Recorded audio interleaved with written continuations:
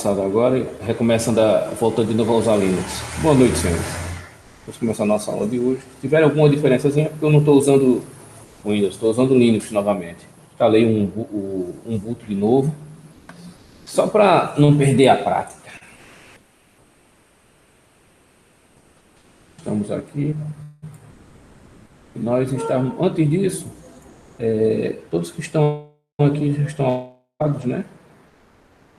Alguém tem alguma notícia daqueles que não fizeram o trabalho, João Vitor ou Emanuel? Eu estou recebendo o trabalho como eu avisei até hoje, né? Não gostaria que ninguém fosse reprovado.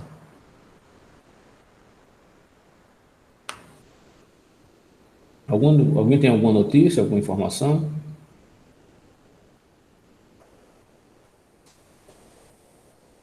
Não? Não, não, Tudo professor. bem.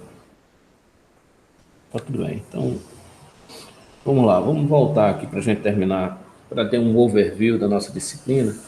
Vamos ver se a gente entende pelo menos os conceitos básicos do que nós, do que nós estamos estudando, tá certo? Por exemplo, banda passante. Todo mundo lembra o que é banda passante? Alguém não lembra? Para a gente ter uma ideia do que nós vamos trabalhar. Lembrando, não sei se Michel estava nas últimas aulas, Michel, mas que estava. Então, o que a gente está vendo? A gente tem um sistema, vou mostrar o nosso sistema de comunicação, né? Temos um sistema de comunicação.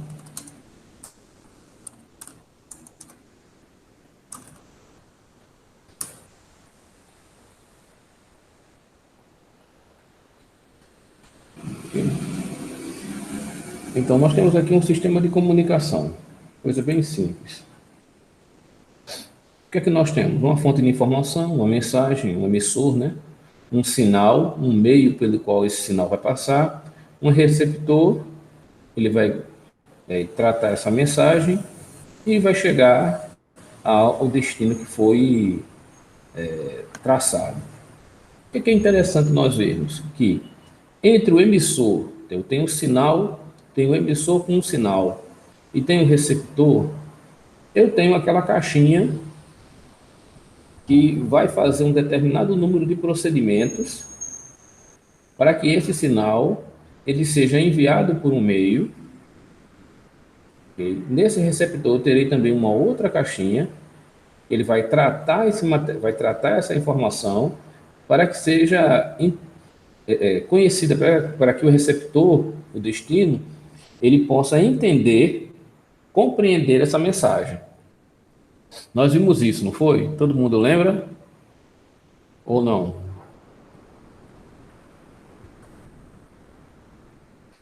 Olhando por outro lado, nós temos a nossa fonte de informação, uma mensagem, um transmissor, um meio, um receptor e um destino.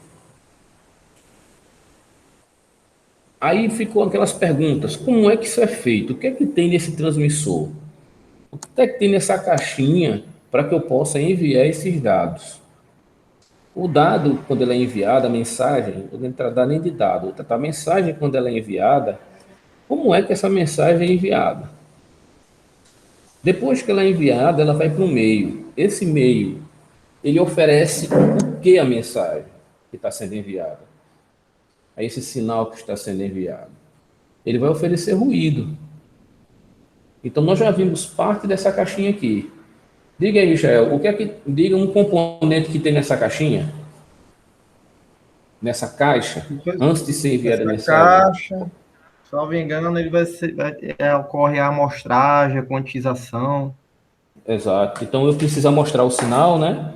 Preciso quantizar o Sim, sinal, vou codificar o sinal, eu vou colocar o sinal, eu vou modular esse sinal, né?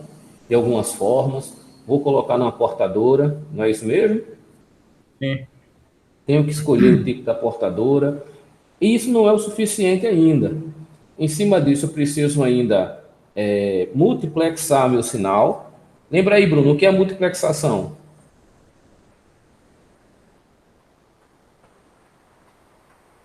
Bruno, você nos ouve?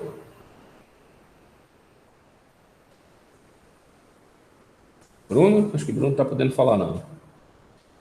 Então, esse sinal ele vai multiplexar. Não sei se Danilo está ouvindo a gente. Está ouvindo, Danilo? O que é a multiplexação que eu faço aqui do lado do transmissor? Boa, boa noite, professor.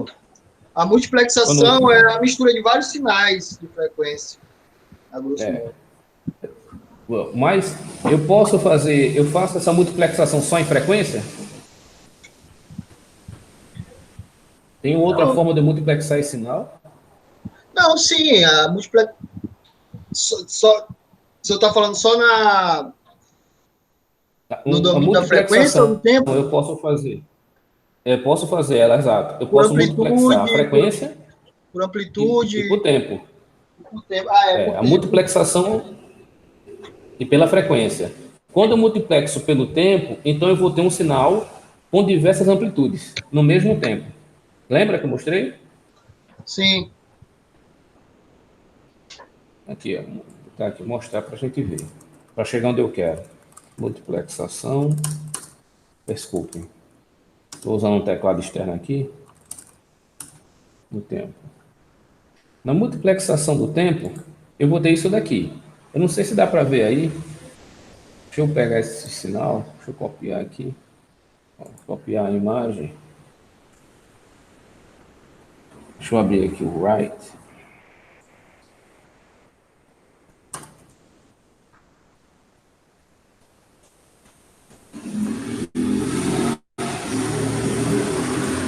Dá para ver aí o sinal?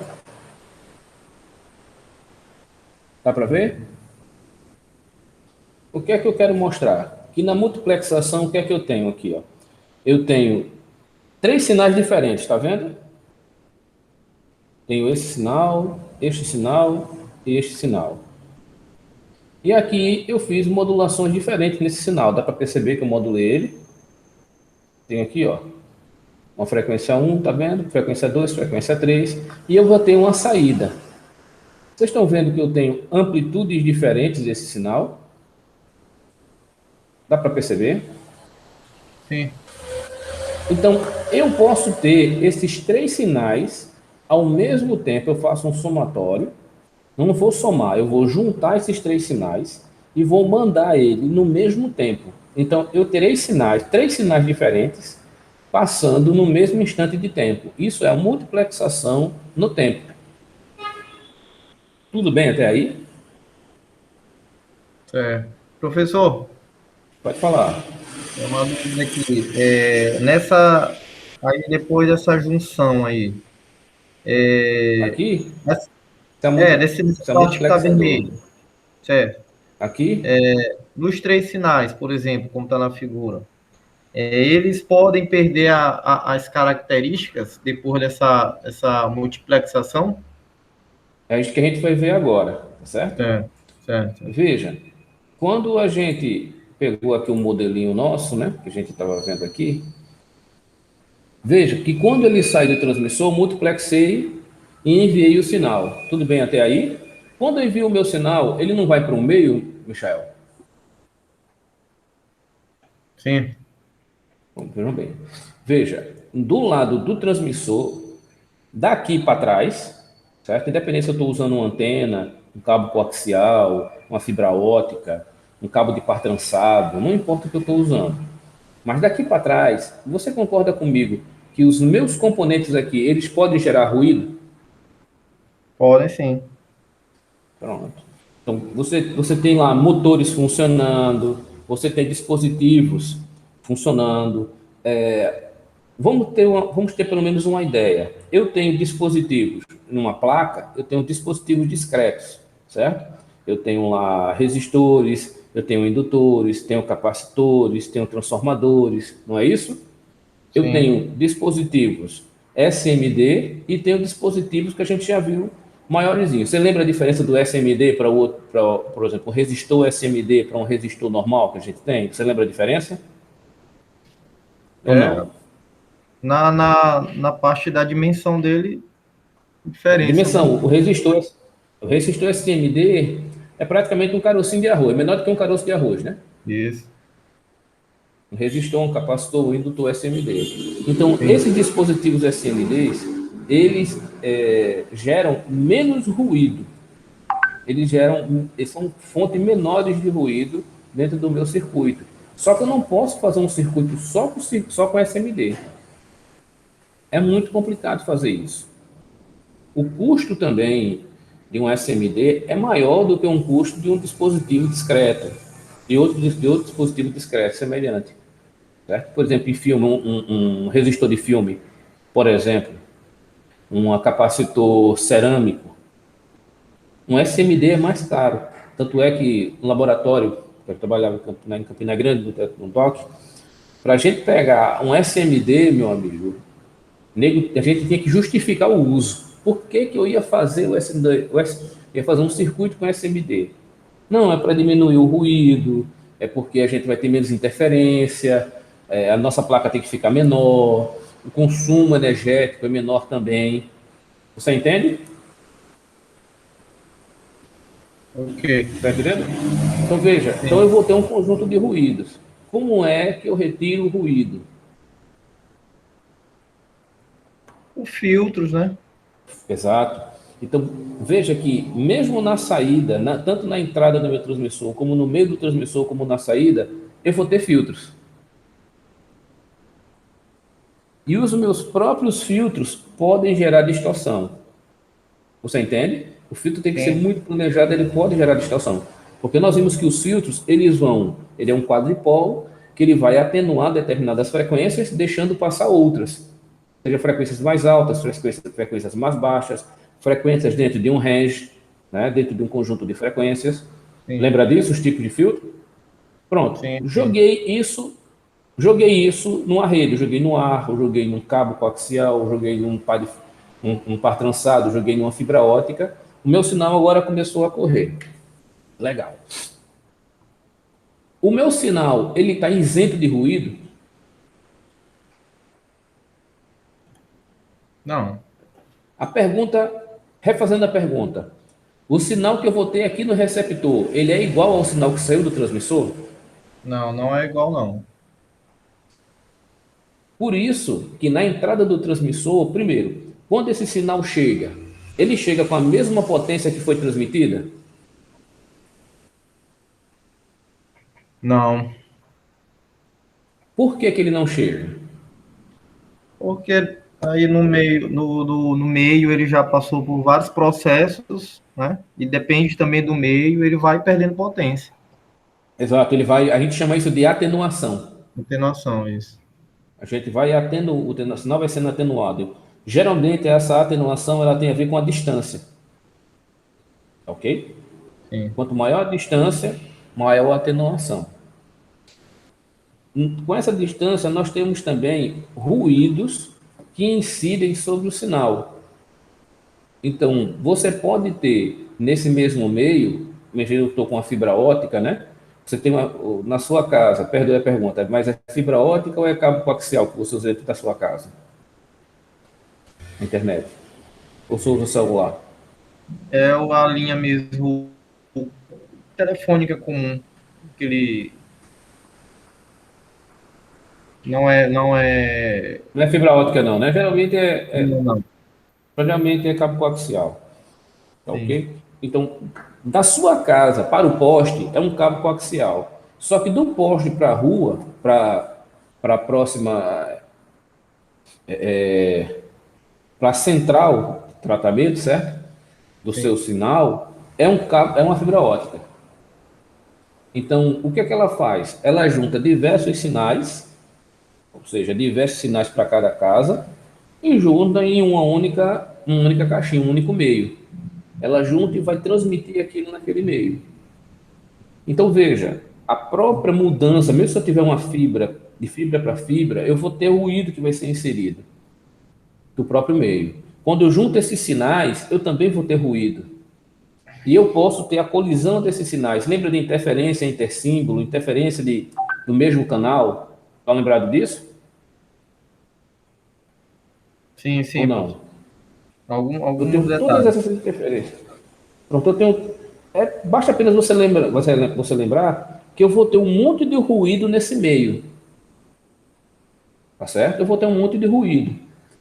Esse ruído, mais a distância, o sinal vai atenuando com a distância, aí eu vou ter o ruído inserido, tenho outros ruídos externos.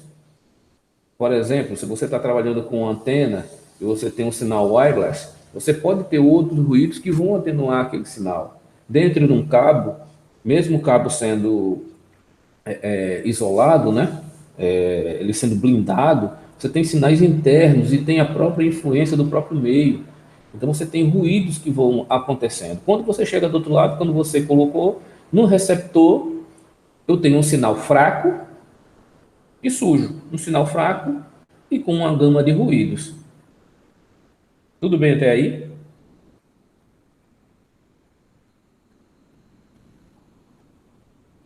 Tudo bem Entendido. até aí, meu irmão? Entendido? Tudo bem. Aí eu faço a pergunta: quem é que está mais na sala?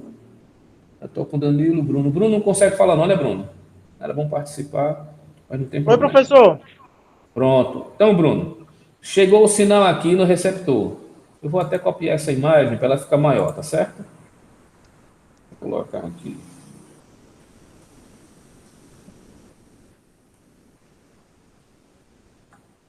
Vou botar essa imagem aqui, para a gente poder continuar.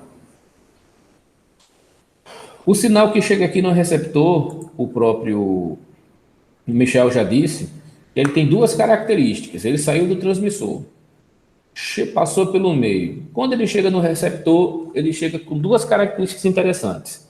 Ele não chega com a mesma potência que ele saiu, ele chega um sinal atenuado, e segundo, ele chega um sinal com ruído. Certo?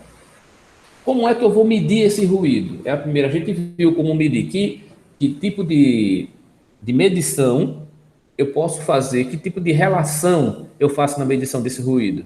Como é que eu chamo essa relação, essa medição? Como é que eu chamo ela? Deixa eu ver. A gente chama por esse nome aqui, ó. SNR. Como é que eu chamo ela?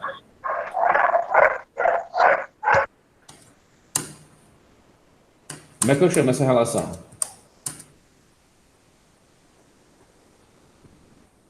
Vou colocar aqui em inglês.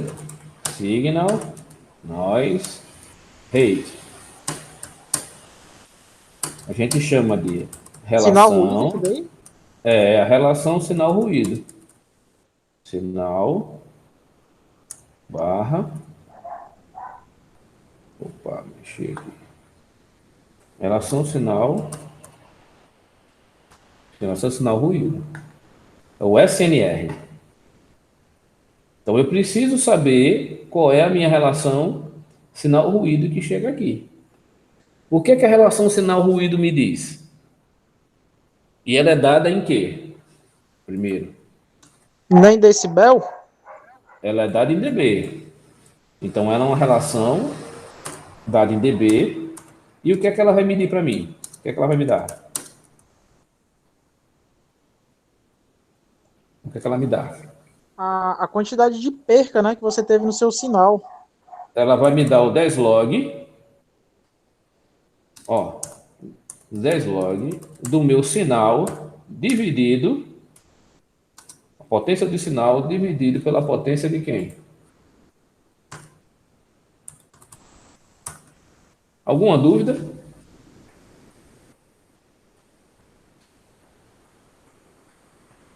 Essa potência que eu estou vendo, se eu estou usando 10 log, essa potência, qual é a unidade que nós usamos em potência?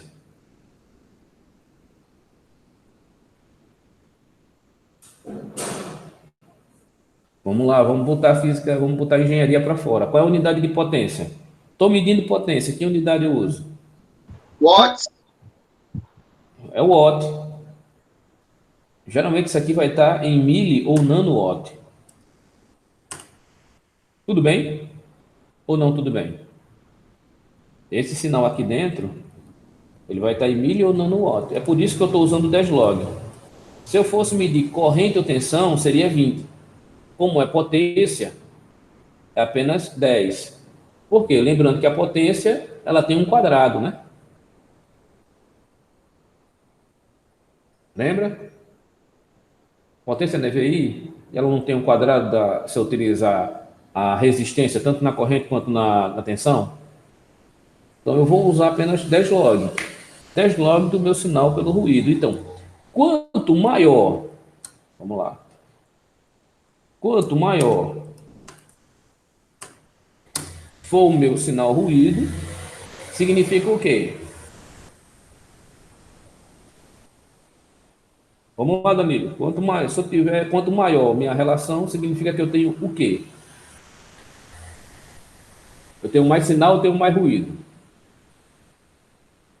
Como é que é? Você repete aí? Eu estou com a relação sinal-ruído que ela é dada em dB. Tudo bem até aí? Ela é Sim. 10 log do sinal dividido pelo ruído. A minha pergunta é: quanto maior for esse valor dessa relação sinal-ruído, quanto maior for ele, significa que eu tenho mais o quê? Eu tenho mais sinal, eu tenho mais ruído. Tem mais ruído. Não, eu tenho mais sinal. Ah, porque o ruído também é sinal, né? Ou não? É, mas aqui eu estou vendo o sinal que eu enviei e o Ah, ruído do meio. sim.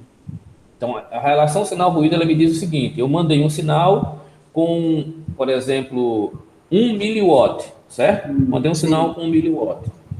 E o meu meio inseriu um ruído de 1 microwatt. Ah. Então, a minha relação sinal-ruído é 1 miliwatt dividido por 1 micro. Ah, sim. Agora, não, agora eu entendi a pergunta. Então, essa aqui é a relação. Então, quanto maior for essa minha relação em dB, melhor é o meu sinal, porque eu vou ter mais sinal do que ruído. Se essa relação for de 3 dB, por exemplo, essa relação é de, aí eu faço a pergunta: se essa minha relação for igual a menos 3 dB, o que é que significa isso, Bruno? É a metade, professor, do sinal inicial. O que é que significa isso? Significa o quê? O que é que está chegando no receptor? O sinal que chega no receptor, ele chega como? Como é que eu interpreto esse resultado? Ele chega com a metade do sinal inicial, né? Eu não entendi, perdão, cortou. Repita, por favor. Quando você tem uma atenuação de 3 dB, você tem a metade do sinal inicial. Sim, eu tenho a metade do sinal e a outra metade é o quê? É perca, né? É ruído. Não. Então, quando chegar aqui, se eu medir aqui 3 dB de SNR, significa que metade é sinal e metade é ruído. Se eu estou medindo agora 6 dB, menos 6 dB, eu estou medindo menos 6 dB no receptor, no meu sinal. Está me dando um SNR de menos 6 dB. O que é que significa isso?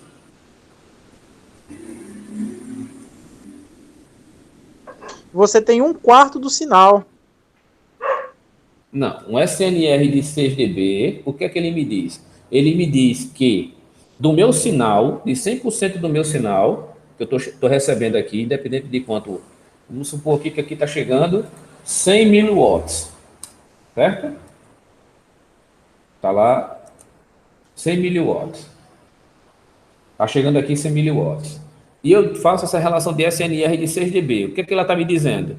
Ela está me dizendo que desses 100 miliwatts, 75 miliwatts é sinal, e 25 miliwatts é ruído. Quanto maior, quanto maior o SNR, melhor o meu sinal, mais sinal e menos ruído. Se agora eu tiver aqui menos 9 dB, o que significa isso?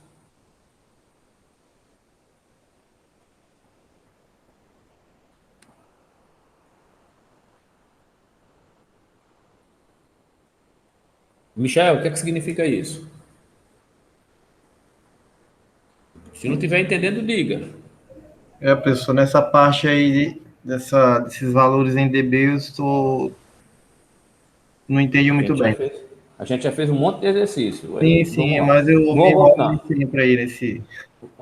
Vamos voltar. Tá chegando aqui no receptor menos 3 dB. O cara colocou, foi lá na sua casa, botou fibra ótica, ele pegou o medidor de SNR, né? Colocou lá na fibra que disse, olha, tá chegando menos 3 dB de SNR. O que é que significa isso para você? Professor, naquele Pode caso que falar. você colocou os 9 dB, né? Seria Uhum. o NF, como é o nome que você falou?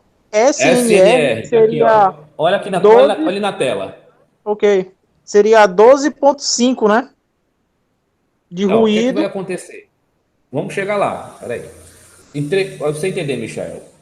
Em 3 dB, aqui no receptor, Michel, Sim, ele está me dizendo que metade do sinal, metade do que está sendo recebido aqui é sinal e metade do que está recebendo é ruído. Tudo bem? certo, certo. Se eu subir para 6 dB, ele vai dizer que qual é a metade da metade, né? Um quarto. Sim, Pronto. Ele está me dizendo o seguinte, que 3 quartos do sinal, 3 quartos do que está sendo recebido, perdão, 3 quartos do que está sendo recebido é sinal e um quarto é ruído. certo. Qual é a metade de um quarto? Quanto é um quarto dividido por 2? Metade de 25% vai dar 12,5, né? Não dá um oitavo? Sim, sim. Aí vai seguir o seguinte: se isso aqui for 9 dB, significa que um oitavo do que está chegando aqui é ruído e o resto é sinal, Certo.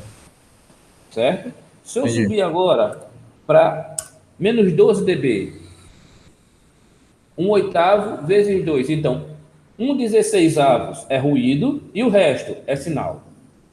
Quando Certo. eu vou para 27 dB, que geralmente é o que eles pedem, significa que o ruído representa 1 sobre 500. Então, o meu sinal, o que está chegando aqui, certo? Se eu colocar o sinal pelo ruído, o sinal é 500 vezes maior do que o ruído. Se eu colocar em menos 30 dB, significa que o meu sinal que está chegando aqui, se está chegando 1000 miliwatts, então veja, do 1000 miliwatts que está chegando, o meu sinal, o que tem aqui sendo recebido, ele é 1000 vezes maior do que o ruído. Então, se eu tenho aqui 1 miliwatt, o meu ruído vale quanto? Quanto é que vale o meu ruído?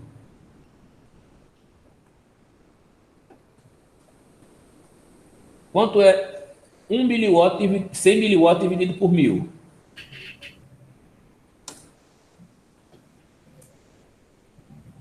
Quanto é que dá? 100 miliwatt dividido por 1000, dá quanto? Dá 100 microwatt. Tudo bem? Certo. E quanto é que dá 100 miliwatts menos 100 microwatts?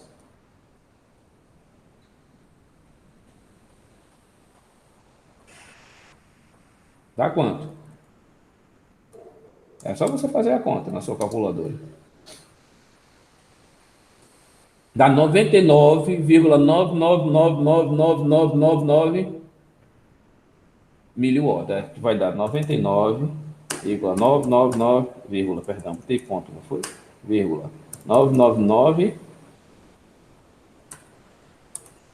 miliwatts. Dá para entender agora? Ou não? Sim, sim. Se for um sinal de 100 miliwatts que está chegando no receptor e eu estou medindo um SNR de menos 30, significa que desses 100 miliwatts, apenas 100 micro é que é o meu ruído. E 99,9999 continua sendo o quê? Sinal. Sinal. Deu para entender o que é que está fazendo essa fonte, os ruídos estão fazendo no meu sinal? Então, o meu sistema ele tem que ser de tal forma isolado do meio e preparado para não receber incidência de fontes de ruídos externas. Tudo bem até aí?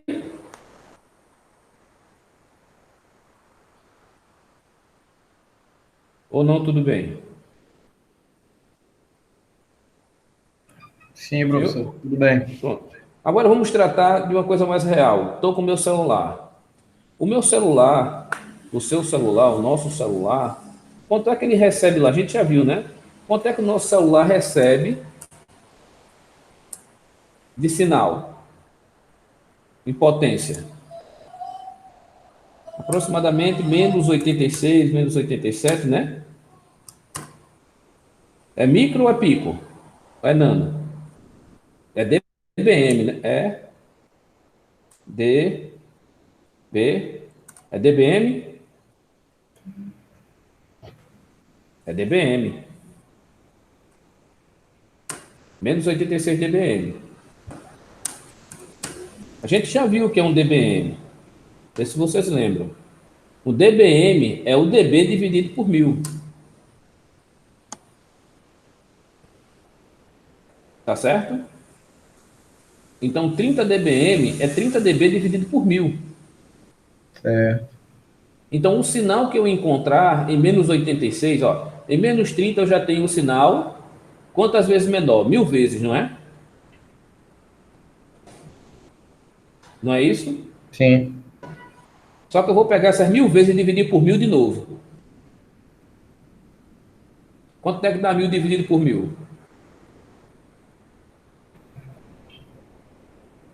Não dá 1 milhão?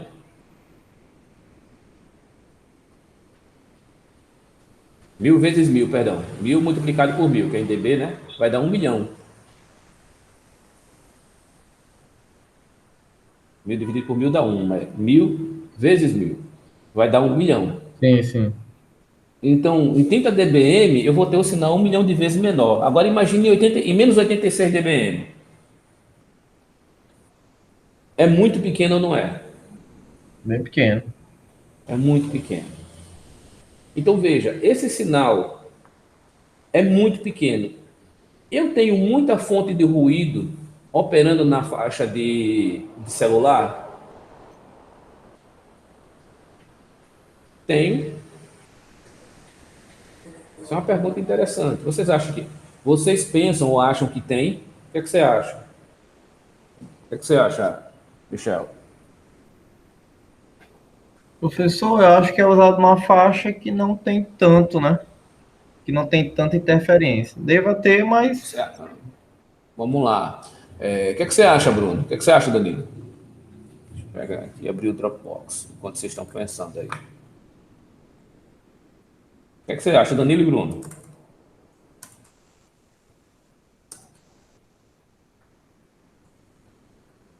Você Eu acha que acho que sim, professor.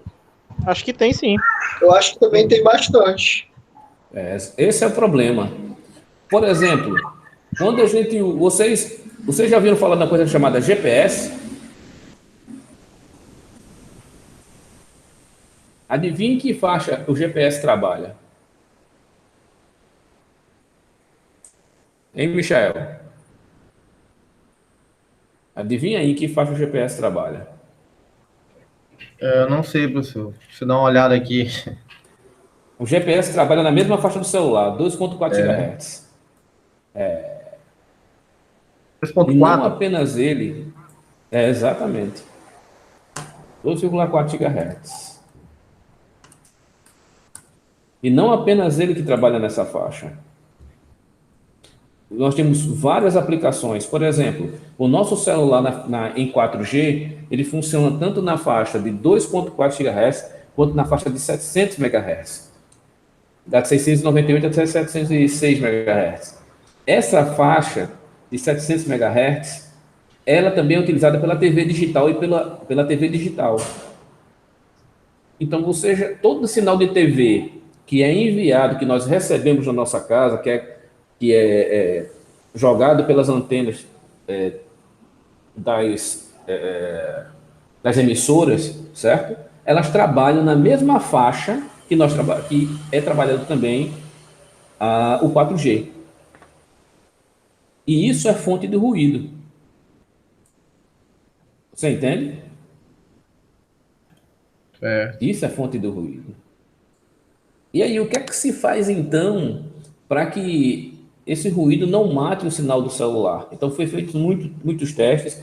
Por quê? Para ver se existia interferência de mesmo canal, interferência de qual canal.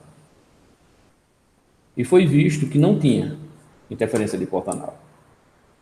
Não havia interferência. O que é interessante. É possível utilizar o sinal, usar os dois, sem ter perda. Entendeu, meu irmão? Tudo é possível de ser feito. Então, vamos lá, voltando para cá para o nosso estudo. O sinal recebe ruído, ele chega aqui. Aí eu faço a pergunta: Danilo, chegou o sinal chegou atenuado e cheio de ruído. Chegou no receptor. Qual é a primeira coisa, qual é o primeiro equipamento ou dispositivo que eu tenho lá na entrada de um receptor que você acha que eu devo ter? O sinal chegou fraco e com ruído. Qual a primeira coisa que eu faço? Chegou fraco, Sim, ele chegou atenuado e com ruído. Qual é a primeira coisa que geralmente se tem no receptor, na entrada do receptor? um amplificador. Pré-amplificador. Exatamente. Eu vou pré-amplificar o sinal. Em alguns circuitos tem um pré-amplificador, né? Ou um próprio amplificador. Então eu preciso amplificar esse sinal. O problema é que quando eu amplifico o sinal, eu amplifico somente o sinal ou amplifico o ruído junto? Amplificar o sinal com ruído. Tudo. E agora, o que é que eu tenho que fazer para separar esses meus amigos? Filtro. Filtro. Muito bem. Só que para eu poder fazer o filtro, eu preciso de uma informação anterior. Eu preciso saber quais são as frequências de operação do meu sinal. Sinal.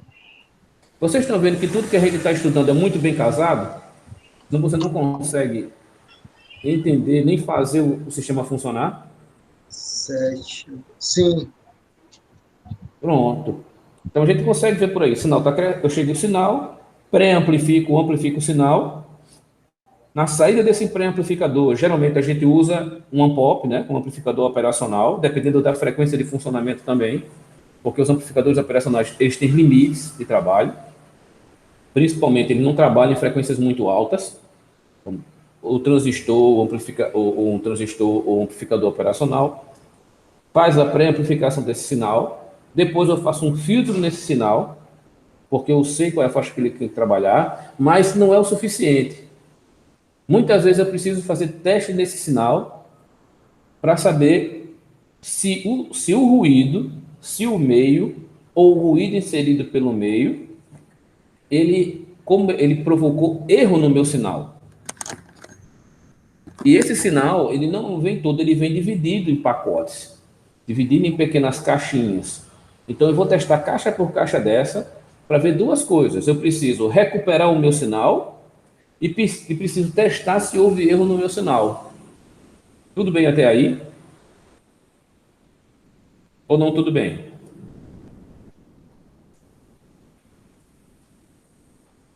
Tudo bem, professor. Então, mas tem uma coisinha que a gente desconsiderou, que eu já falei no começo, eu acho que vocês não lembram. A gente falou sobre uma coisa sobre tipos de comunicação, certo? Que é o simplex. Vocês lembram disso daqui? Ou não lembram? Eu vou colocar aqui para mostrar. Vou pegar os três aqui. Nós temos aqui.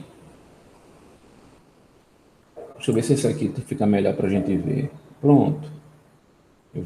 Dá para ver essa imagem ou eu preciso aumentar ela? Copiar.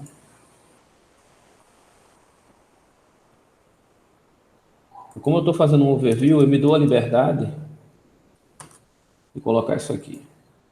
Vocês conseguem ver essa imagem? Dá para ver? Tá sim, Senhores, professor. conseguem ver? Sim, sim. Então lembra que lá no começo Positivo. eu falei de três tipos de comunicação. Eu tenho a comunicação chamada simplex. Na simplex, eu tenho alguém que está enviando aqui, eu tenho conexão entre o mainframe, entre um servidor e um monitor, por exemplo, entre um computador entre um servidor e um computador qualquer, um computador pessoal.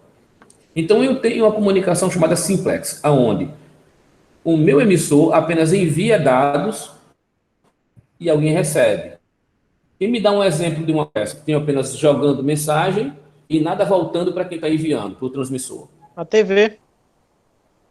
A TV é uma comunicação simplex. Você não tem retorno da sua TV em casa para a estação transmissora.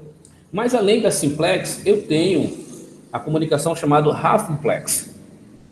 Então, na half duplex, metade eu envio um sinal, certo? E utilizo o meu canal. Depois de mandar esse sinal, o meu receptor ele pode mandar de novo uma resposta, dizendo se recebeu, se não recebeu, ou respondendo uma pergunta que eu fiz, mas não no mesmo momento.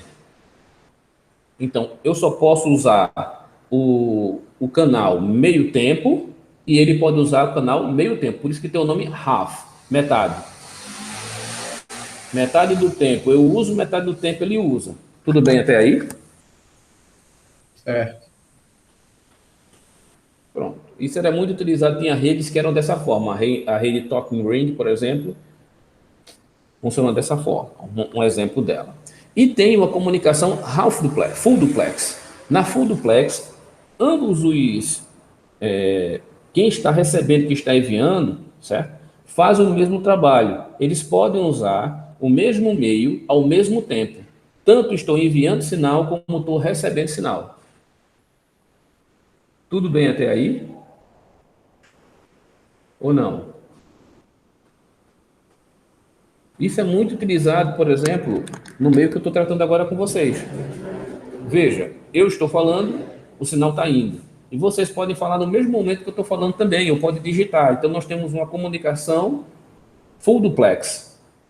Ou um celular, uma pessoa fala, outra falando. Não preciso fazer como um walk-talk. Walk-talk é um exemplo bem claro de half duplex.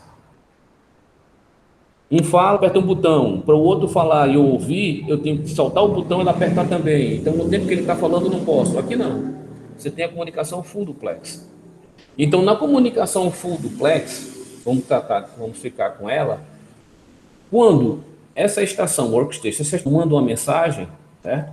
Esse sinal aqui chegou nela, ele verificou que um daqueles pacotes que ele enviou não está legal. Então, ele precisa testar se houve erro nos pacotes, houve erro na mensagem.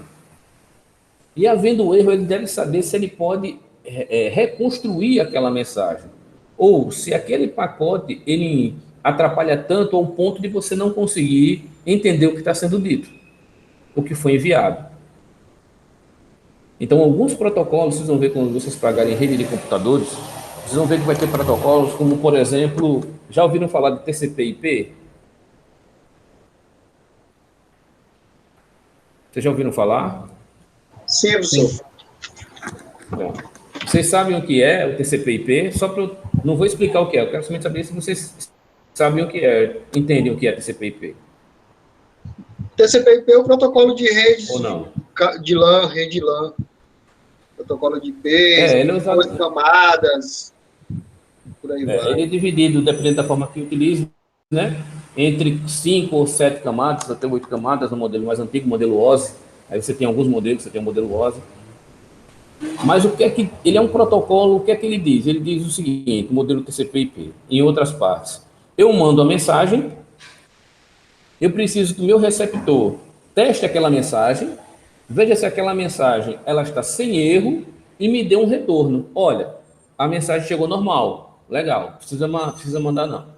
Se a mensagem chegou com erro, ele vai mandar uma mensagem seguinte para quem enviou, dizendo, olha, manda mensagem de novo que esse pacote aqui perdeu e ela é importante, eu não tenho como reconstruir a mensagem. Esse aí é o protocolo, uma parte do protocolo TCP. Existem outros protocolos que não usam isso, como, por exemplo, o protocolo DP. Protocolo UTP, imagine como um rio, onde a água só vai de um lado para o outro, e eu não confirmo nada. Eu não preciso confirmar se foi recebido ou não. Então, posso dar um exemplo dos dois, só para a gente ter na mente. Protocolo TCP, por exemplo, você pode ver como uma transação bancária. Você está com o seu celular, e uma das características da transação bancária é chamado de atomicidade. O que é atomicidade? O que está sendo feito, ele tem que ser feito até o final. Se perdeu qualquer tipo de comunicação no meio do caminho, aquilo não é realizado e volta ao estado zero. Eu posso estar fazendo uma transferência, por exemplo, para o Michael.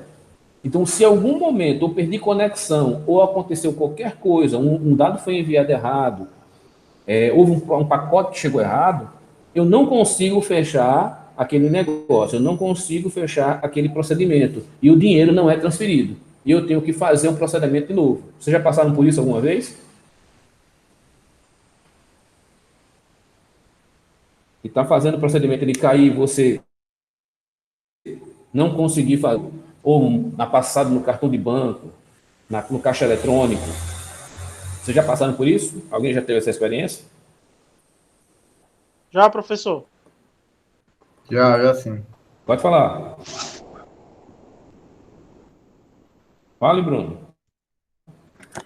Quando você, um exemplo, o meu caso foi quando, um exemplo, fazer uma certa transferência e dois motivos. Ou o dado da pessoa estava incorreto, ou eu digitei a senha errada, ou a internet cai. Vocês já chegaram no ponto de você ir tirar dinheiro no caixa e na hora de você digitou a senha, colocou o valor e na hora o caixa dá um bug e o dinheiro não sai? E quando você vai ver, se o dinheiro não saiu, o dinheiro também não foi debitado da conta? Vocês já passaram por isso ou não? Alguém já passou por essa situação? Já. Pronto, isso aí é a atomicidade. Ou o processo é feito todo, ou ele não é feito. Metade não é computado. Então, o TCP ele funciona mais ou menos dessa forma. Ele tem também uma parte de atomicidade. Já o protocolo UTP é o protocolo que é utilizado, por exemplo, para vídeo e para áudio. Como o fluxo de vídeo e áudio é muito, eu preciso de nem para áudio, mas para vídeo, eu preciso de uma gama, uma largura de banda maior, não dá para pegar todos os pacotes e verificar todos os pacotes para ver se ele está ok. É por isso que muitas vezes você está assistindo YouTube, a sua rede fica mais lenta, e você vê que as características da sua imagem, ela perde um pouco a qualidade. Vocês já perceberam isso? Que não fica com aquela definição toda. Você perde um pouco da qualidade da imagem. Aquilo ali não é somente a largura de banda, mas a quantidade de pacotes que está chegando, ele está sendo perdido uma parte dele, uma parte daqueles pacotes. O protocolo TP, ele permite que isso seja feito para que você não tenha a perda de fluxo contínuo daquele sinal, daqueles pacotes, da mensagem que está sendo transmitida entre o receptor, entre o transmissor e receptor. Tudo bem? Ou não tudo bem? Tudo bem, professor? Tudo bem, senhores? Podemos continuar? Podemos. Então, tudo isso para a gente fazer um overview e ver o seguinte. Quando eu chego em banda, você tem que entender que o sinal que está sendo enviado, ele está dentro da banda. Então, eu tenho uma banda para minha voz, uma banda de sinal, que é o sinal do emissor, certo? E eu preciso de uma largura de banda de trabalho que eu vou trabalhar na minha amostragem. Lembra disso? A minha amostragem tem que ser pelo menos 2 vezes a largura de banda do meu sinal?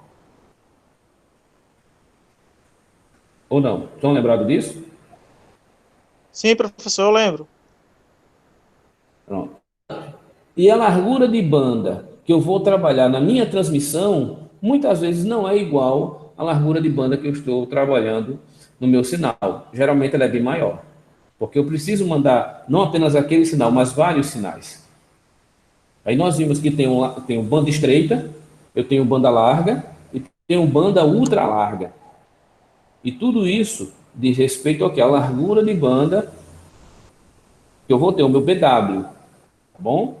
E se o meu sinal ele vai ser, se a minha banda ela vai ser banda estreita, banda larga ou banda ultra larga, diz respeito àquele meu Q. Lembra do fator Q que a gente viu?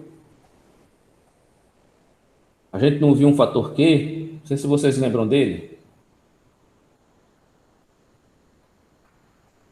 Se vocês forem lá em modulação, vocês vão ver que tem lá um fatorzinho Q.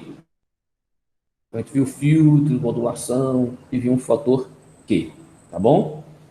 Aqui seria interessante que vocês lessem, porque ele vai dar uma ideia dos conceitos básicos para vocês lembrarem, porque a gente fala muita coisa. Seria interessante vocês terem esses conceitos básicos na mente, para que você possa, pelo menos, lembrar de alguma coisa quando você vê isso em alguma outra disciplina, no próprio curso, se for trabalhar desse sinal. Nós vimos também isso aqui de retorno zero, NRZ, a gente já deu, mas eu não vou dar isso daqui, eu quero apenas que vocês guardem que o sinal que eu estou tratando, certo?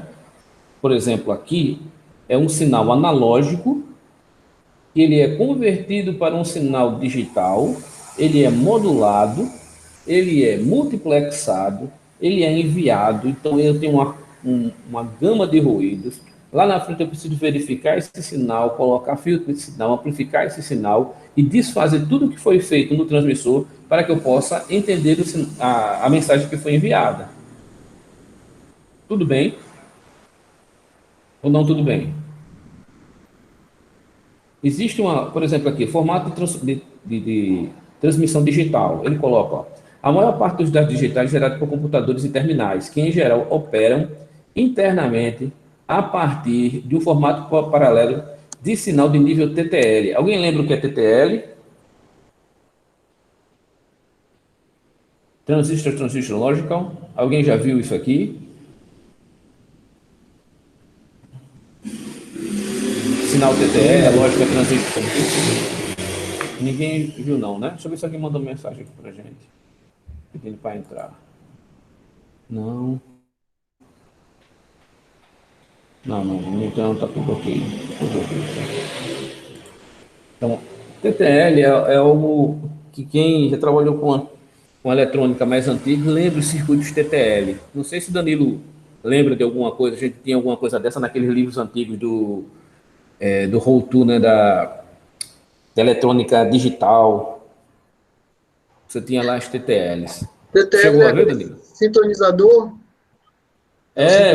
Transito que é exatamente, o sintonizador transistorado. Uhum. Sim, eu É lembro. antigo. Pronto, o que ele vai dizer? Não é que lá esse sinal digital utilize só transistores, mas é a lógica transistor-transistor, que ele vai variar entre 0 e 0,8 volts, certo? Para o sinal lógico 0, de 2 a 5 volts para o 1. Lembra quando a gente fez a divisão? Eu preciso determinar qual é a tensão que eu considero 0, qual é a tensão que eu considero 1. Se eu for dividir em dois níveis, lembram disso? Eu não mostrei quando a gente faz a quantização? Então, ele vai dizer simplesmente que o formato digital funciona basicamente dessa forma. Eu vou utilizar essa ideia de lógica transistor-transistor, onde eu vou separar os determinados níveis de tensão e vou considerar quem é 0, quem é 1, quem é 000, quem é 1, quem é 101. Tudo bem? E aqui ele dá um exemplo de um pulso retangular em um cosseno, mas eu não quero, no aspecto da frequência, eu não quero trazer isso. Eu quero mostrar apenas que quando você lê alguma coisa, nós precisamos entender o sinal. Por exemplo, nós já vimos isso aqui, potência de sinais digitais, o NRZ. Onde o NRZ, não retorno de zero, ele vai considerar, quando eu tenho um sinal, por exemplo, se eu estou trabalhando com TTL acima de 0,8 como 1, como zero, perdão, entre 0 e 0,8 como zero, e acima tem um determinado desnível, entre 2 e 5 volts eu considero 1. E tem uma margem, eu preciso tomar uma decisão. Então, quem é zero não vou ter sinal no NRZ. E quem for acima de 2, entre 2 e 5 eu vou considerar 1. E assim eu vou formar meu sinal digital. Aqui eu tenho um sinal de 8 bits. Tudo bem? Tem 8 bits. Então você vai ter, a gente já viu esse bifásico, RZ, se vocês verem no material, eu acho que só não dei aqui o AMI, mas lá eu mostrei para vocês esse material. Está todo lá. Sinais PCM, nós já vimos o sinal PCM. Eu tenho um sinal analógico e o PCM é a modulação por codificação de pulso. Certo? Eu vou pegar os meus pulsos, vou pegar o meu sinal, eu vou pegar meu sinal, eu vou dividir o meu sinal em pequenas partes, eu vou amostrar o meu sinal, certo? Com o maior volume possível que eu puder, que o meu sistema me permita. Depois de amostrar esse sinal, eu vou quantizar esse sinal. Depois de quantizar esse sinal, eu vou digitalizar esse sinal. Eu vou transformar esse sinal em sinais digitais. Aí onde está a codificação de pulso. Eu tenho um pulso e esse pulso será transformado em um determinado código digital. E isso é um processo de modulação. Alguma dúvida a respeito do PCM? A gente viu aqui várias vezes, que eu vou até virar aqui a página.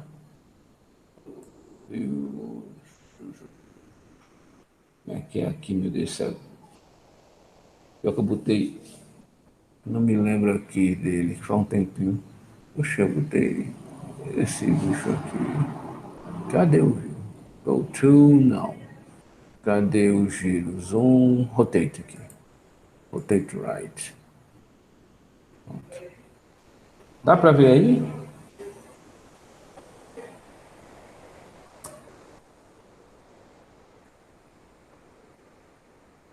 Vamos lá. Onde ele tem o seguinte, ele vai mostrar como é que ele vai fazer essa codificação. Tem aqui, ó, parte codificadora ou codec. Alguém já ouviu falar no nome codec?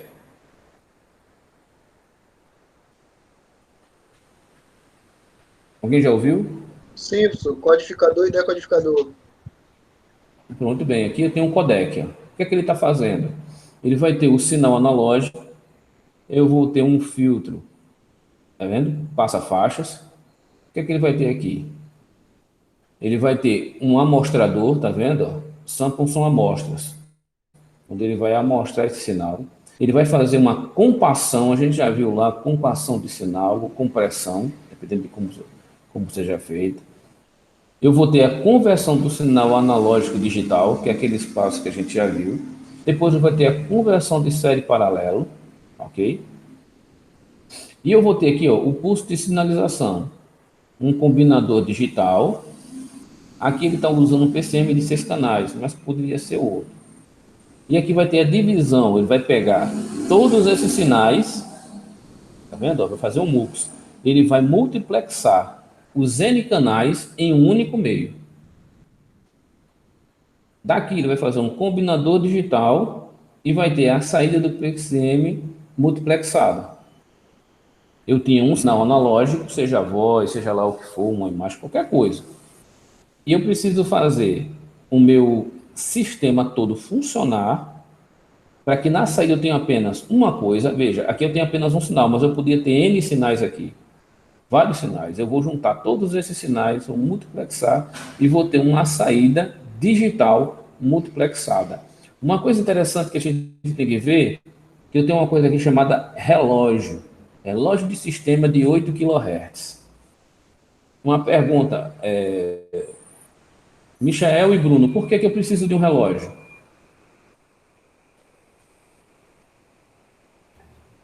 Um relógio. Aí acho que é o clock, né, do sistema aí, Muito que bem. configura aí a frequência. Muito bem, é o clock do sistema. Então eu preciso de uma frequência de funcionamento do meu sistema, não é? Sim. Nesse caso aqui, ele está funcionando em 8 kHz. Se você vê seu computador, a frequência de funcionamento do seu computador é bem mais alta, muito mais alta, dependendo do computador que você tenha. Geralmente não é somente 8 kHz. Alguém tem alguma referência do computador que usa, qual é a frequência do clock do sistema? Você tem a frequência do clock do processador e tem a frequência do clock da placa. São coisas diferentes, né? O clock do processador é aquele que nós temos. Eu tenho um Corel, por exemplo, eu tenho um Intel, um Corel i5 de 2,33 GHz. Está dizendo que a velocidade dele do sistema ali é 2,3 GB, 2,3 bilhões de hertz. O meu aqui é um i5, Pode falar. um i5 2.7 gigahertz. Pronto. Então, o que ele está dizendo? O que é um i5 com 2,5 GHz? 2,5 GHz, perdão. Significa que naquele chip de silício que está o seu processador, com um cooler gigantesco lá jogando vento o tempo todo, Sim. ele tem 5 núcleos, ele tem 5 core, por isso que tem o nome core. Core é núcleo. Ele tem 5 processadores, todos interligados, trabalhando juntos em formato de pipeline, todos interligados, com a velocidade de processamento de cada núcleo é de 2,7 GHz. Então, 5 núcleos, todos eles funcionando a 2,7. Só que os 5 não funcionam, como é que eu vou dizer, separadamente. Eles funcionam juntos. Isso é chamado de programação ou funcionamento paralelo. Vocês entendem o que é funcionamento paralelo ou não? Você entende, Michael, Bruno? Você Não, tem ideia do que é? creio que seja um depende do outro, alguma coisa do tipo. Não é um depende do outro. Veja só, vou tentar dar uma ilustração de processamento paralelo bem rápido aqui para não tomar tempo, só para você entender, tá bom? Como lavar roupa. Imagine que eu tenho 10 máquinas de lavar roupa.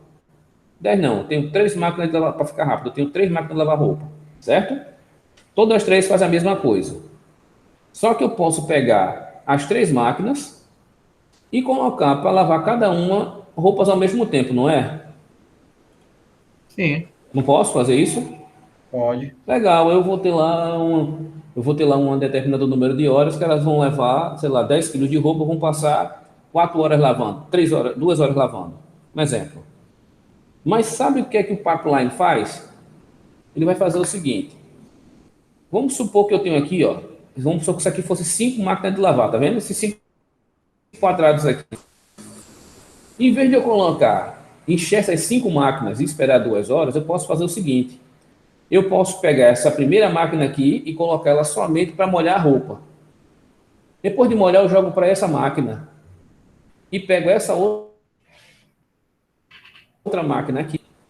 O que estava lavando, essa daqui já vai lavar. Então aqui não vai mais lavar, essa aqui já vai bater. Então, enquanto essa lava, essa bate. Quando essa gente já vem para outra. No primeiro momento, vai parecer ser mais lento. Mas, quando esse processo, esse fluxo, ele ficar contínuo, eu vou lavar roupas muito mais rápido, pelo menos 2 vezes mais rápido, do que se eu lavasse todas elas juntas. Isso é o processo de pipeline. São processos paralelos. Por isso que é paralelo. Eu pego uma atividade, por exemplo, abrir uma página não, eu mando aqui, abrir uma página na internet, um exemplo. Ele pega esse comando de abrir uma página e cada núcleo desse faz uma coisa. Enquanto esse chama, esse aqui verifica, esse aqui faz uma requisição, esse faz a apresentação, esse daqui confirma. Cada núcleo, todos eles trabalham de uma vez só. Só que tem tarefas que não precisam de todos os núcleos. Se for uma tarefa de processamento de imagem, uma tarefa mais composta, aí todos os núcleos vão entrar no processamento. E aquele trabalho vai ser dividido em todas as partes. Você entende? Isso é processamento paralelo. Vocês podem até ver isso, pode procurar. É bem interessante. Vocês entenderem o que é processamento paralelo. Pronto. A digitalização e a codificação, a gente já viu o processo de PCM, certo?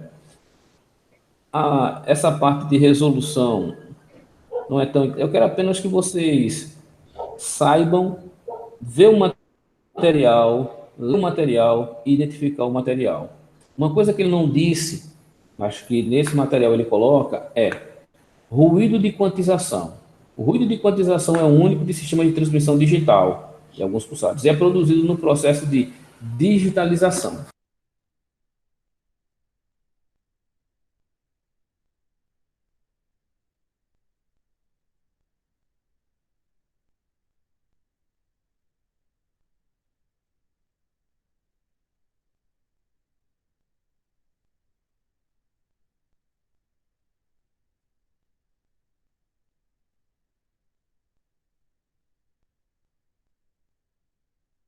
Alguém me escuta? Eu acho que o professor não está ouvindo, é o professor só. Eu não estou ouvindo ele, não. Estão me ouvindo? Agora Sim. sim.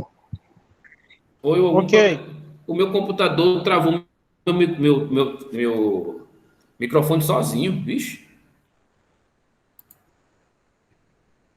Isso é Bruno. Vocês ouviram a parte do ruído de quantização? Estão me ouvindo? Senhores? Sim, estou ouvindo. Pronto. Conseguiu ouvir a parte de ruído de quantização? Entendeu o que é ou não? Travou bem aí, professor, na hora que você começou a falar. Pronto. Existe, mesmo quando eu faço aquele diferença de quantização, não dividido em diversas partes, né, o meu sinal, para poder digitalizá-lo, colocar um código nele, não tenho que quantizar, isso também gera ruído. Quando, nesse momento que gera ruído, ele pode ser tratado. Então, já tem diversos sistemas que trabalham para redução do ruído em diversas etapas do processo de codificação, de quantização e codificação. Eu estava dizendo que esse livro é antigo, então ele não tem as melhores técnicas, ele não tem o que tem de mais novo, mas ele tem uma ideia. Ele tem uma ideia. Então, como é que a gente mede ruído? A gente mede pela SNR, pela relação sinal-ruído. Tudo bem? Então, quando você vê relação sinal-ruído, tudo que você vê de erro ou de ruído no sinal, você vai medir pela relação sinal-ruído. E isso é importante. Importante vocês saberem. E aqui, ó, como ele coloca, muitas vezes utilizado em RMS. Tudo bem, senhores? Ou não tudo bem?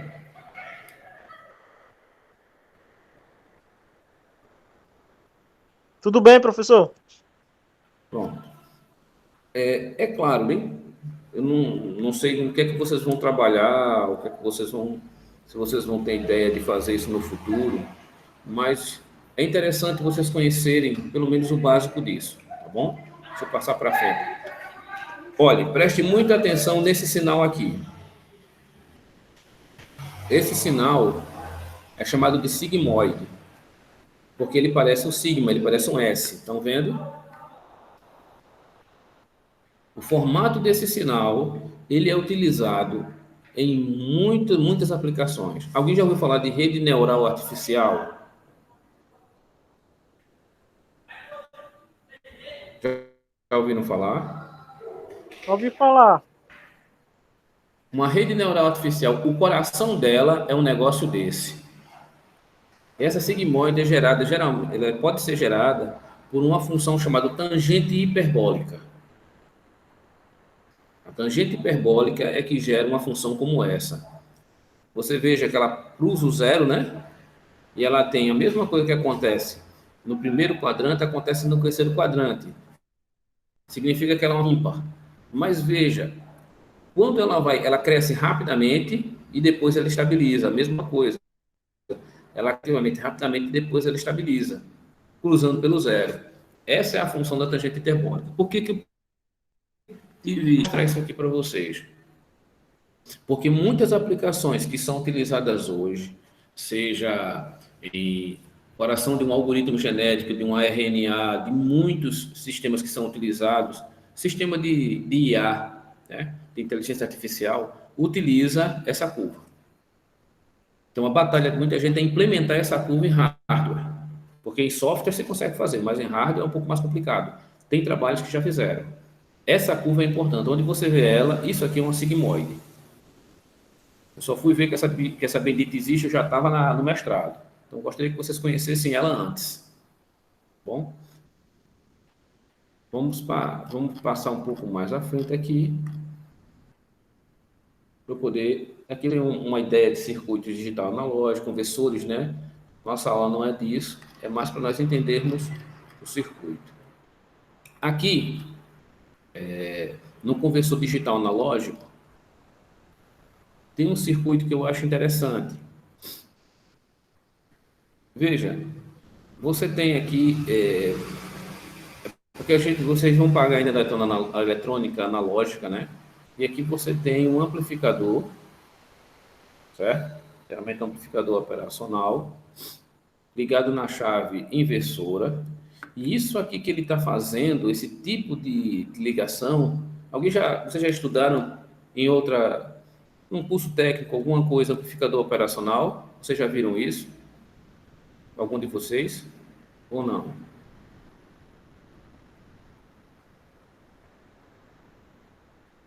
Alguns de vocês já viram?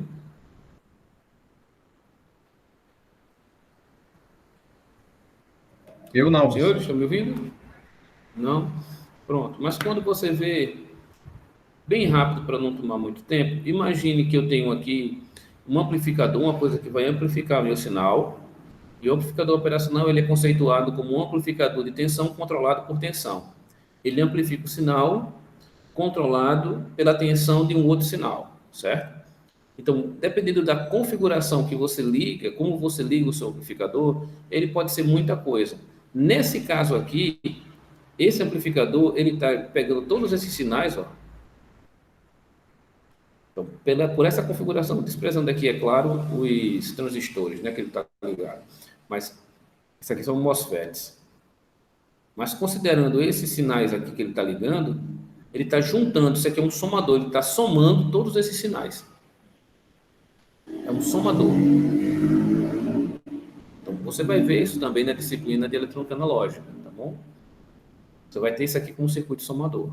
E aqui você tem, ele está mostrando dois tipos de conversão. Está mostrando conversão DA, digital analógico, com resistor de ponderação, e o conversor DA, digital analógico, com resistor de ponderação binária. Então, veja, aqui ele está usando um MOSFET e aqui ele está usando um PNP, né? Aqui ele está usando PNP.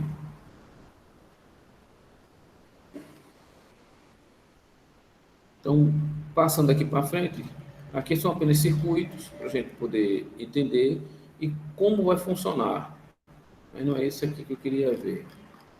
Queria dar um overview no material, para que se vocês tiverem curiosidade de ler, vocês puderem entender. Vocês possam ter a capacidade de ver, possam entender esse negócio. Isso não é tão complicado, tá bom? E quando for na quinta-feira, eu vou dar apenas um overview geral de toda a disciplina, vou passar tudo. Se vocês quiserem participar, eu estarei disponível para tirar dúvidas, alguma coisa. Tá bom, senhores? Olha, aqui eu tenho o diagrama de blocos de um códec, de um codificador.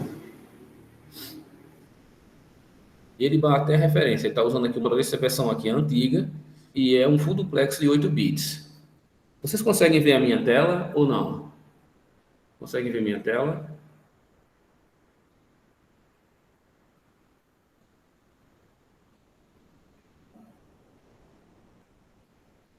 Senhores, conseguem ver minha tela?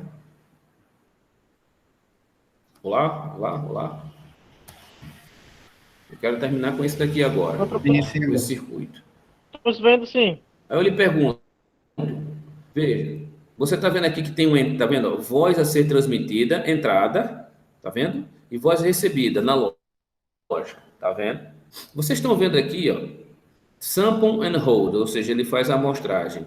O que é que ele está ligado aqui na entrada da voz a ser transmitida, aqui na caixinha? O que é que eu tenho aqui? Eu tenho o que é isso? O que é isso, Michel? Onde Que símbolo é esse? De que ele... esse onde Aqui, tem ó, eu tenho voz a ser transmitida, eu tenho sample and hold. Aí eu tenho ligado nele o quê? aí seria um capacitor, né? Estou marcando aqui, ó. Por que ele botou esse capacitor?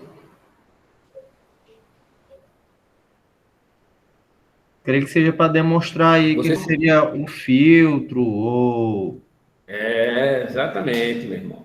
Vocês fizeram isso, né? Ele está fazendo a mesma coisa. Sim. Então, a primeira coisa que ele faz, antes de qualquer coisa, ele filtra o sinal. Depois ele faz a amostragem, sample a amostragem. Ele está mostrando aqui, ó, que o meu relógio de entrada funciona com quantos kHz? 128. Veja, se ele funciona com 128 kHz, essas minhas amostras aqui tem que ser de quanto?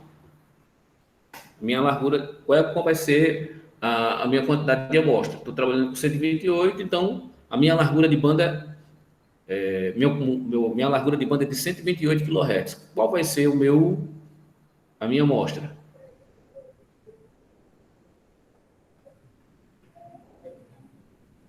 Lembra?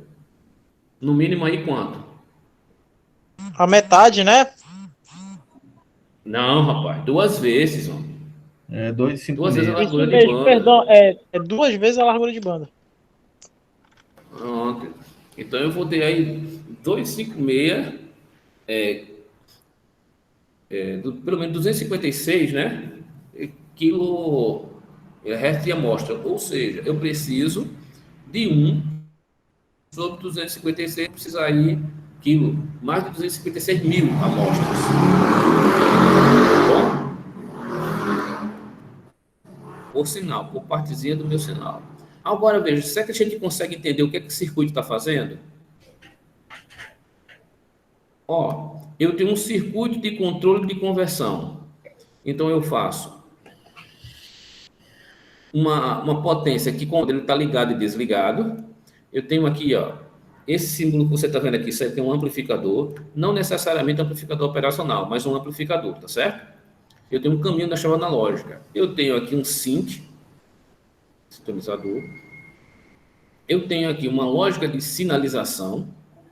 Tenho um controle de transmissão para poder ter a saída. Mas antes disso, você vai ver que eu tenho todo um processo para fazer.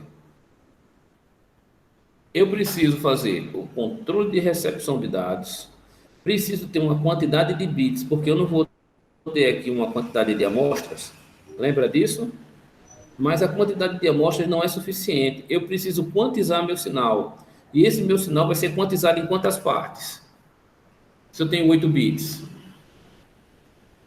vocês conseguem associar?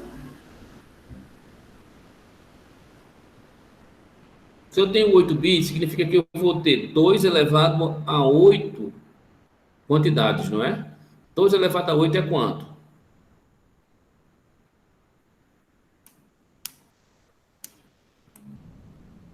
Quantos zeros e uns eu vou ter?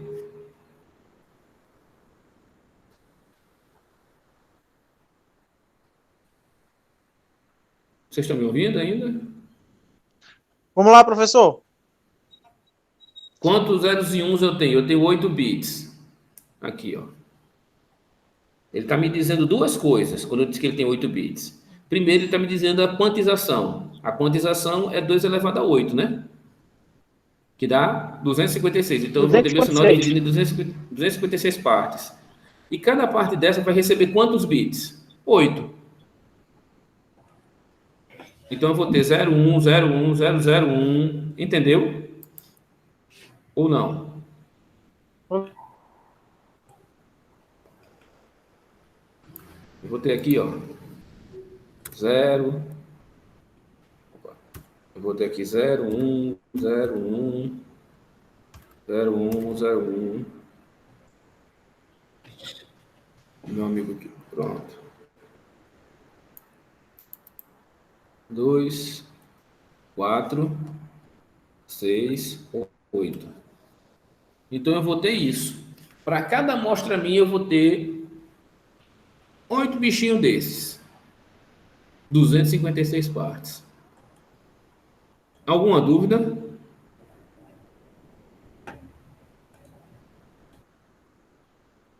Veja, se eu estou trabalhando com 8 bits, a minha computação também vai ser em 8 bits. E o meu sinal que eu vou ter na saída é um sinal digital ou um sinal analógico.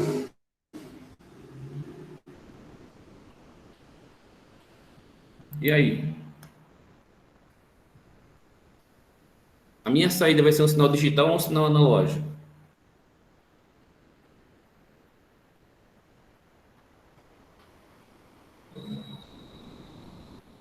O que é que você diz, Bruno e Michael? A saída, professor, a saída aqui tá no. Assim, saída Aqui, PCMI, ó, né? saída aqui. Não, essa saída aqui, ó. Ah, tá. Aqui está a voz transmitida e aqui Sim. está a voz recebida. Ele está mostrando, a saída é analógica. Aí eu lhe pergunto, essa saída é analógica mesmo? Ela é digital, professor. Ou ela parece ser analógica? Ela parece ser Ela é analógica. digital, mas a aparência para quem está ouvindo, você entendeu? Entendeu, Michael? Não, não. Eu Para quem escuto tá. ela Sim, analógica. Eu escuto ela analógica, mas internamente ela não é analógica. Ela é um sinal o quê? Digital. É como um rádio ou a TV. O sinal que você recebe da TV é digital ou analógico? A sua TV que você tem em casa. o que eu vejo, a imagem, o áudio é analógico, né? O, o... Mas o seu sinal foi feito toda uma proposta e você não lembra que há 3 ou 4 anos atrás, vai deixar de ter um sinal analógico, todo sinal será digital? Você não lembra disso, não? Sim, sim. Veja, o sinal que está chegando na sua televisão, ele é analógico ou digital? É o que chega na TV é digital. Pronto. O que sai da TV para você é analógico ou digital? Analógico. Não, ele é digital. Mas tem a aparência de analógico. O que eu tô considerando, professor, é o som, né? A imagem que E são a imagem? analógicas, né? Não. A imagem que você está vendo é digital. O som que você está ouvindo, ele também é digital. Só que ele tem a aparência de analógico. Sim, Então, aparentemente, é analógico, mas na verdade ele é digital. Se você é, comparar o som e a imagem da sua televisão, se tiver algum transmissor analógico, você pegar o mesmo som e a mesma imagem, você vai ver que ela é totalmente diferente. sim, A qualidade da imagem é outra e a qualidade do som também é outra. certo. Você entende? Então ela parece ser Entendi. analógica, como ele colocou. Ó, a saída aqui da voz é analógica. Não, a saída aqui parece ser analógica, mas esse som ele é digital, porque ele foi digitalizado. Um meio, um meio computacional, eu não tenho como trabalhar com sinais contínuos, apenas com sinais discretos. Tudo bem até aí? E aqui eu tenho, para terminar, apenas um decodificador de tons, um CI 567, certo? E o que é que tem dentro dele? Veja, o que é que eu gostaria que vocês prestassem atenção? Para onde eu olhar, para fora desse negócio, eu tenho capacitores. Vocês estão vendo? Na entrada do tom, o que é que eu tenho? Um capacitor. Eu tenho um filtro de compensação, é um filtro RC, tá vendo?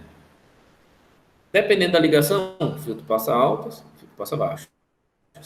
A saída que eu estou aterrando, também eu tenho um filtro. E como é que eu faço o ajuste da frequência? Olha para cá. Como é que eu faço o ajuste da frequência? Em R1 e C1. Vocês conseguem ver aqui no final?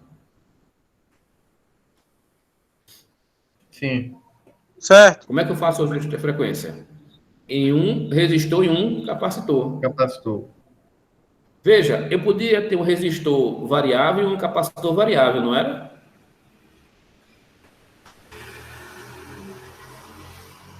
Sim? Se eu tivesse um resistor variável, um capacitor variável, o que é que eu poderia fazer com o meu sistema?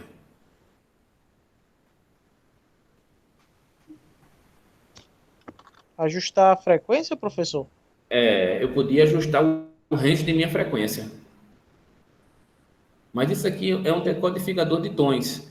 Por que um decodificador de tons? Vocês. Alguém tem. Acho que ninguém tem mais telefone em casa, não, né? Tem telefone fixo. Só para a gente encerrar aqui, vou até parar aqui a Tem, transmissão. Tem aí um telefone fixo? Vou sim, parar aqui sim. só a gravação, tá certo? Quando a gente tem um telefone fixo, parar aqui.